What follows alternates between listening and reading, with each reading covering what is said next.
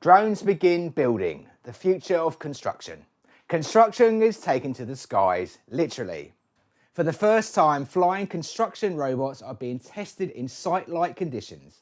It's part of new research led by Imperial College London and the University of Bristol, exploring how drones could change the way we build. The idea? Aerial Additive Manufacturing, or Aerial AM for short, where drones deposit building materials mid-air.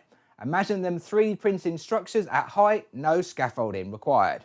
These tests are happening in DroneHub in Switzerland, a dedicated space for seeing how flying robots perform outside the lab. Of course, we're still early days. Dr. Kohira from the University of Bristol says challenges like material strength, outdoor navigation and team coordination need solving, but early demos have shown promise, with on-demand repairs and modular assembly already in action.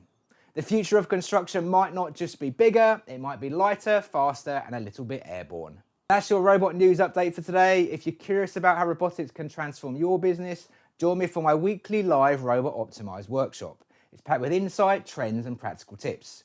Don't forget to subscribe to stay in the loop with the latest updates. I'm Robophil from Robot Philosophy. Thanks for watching and I'll see you next time.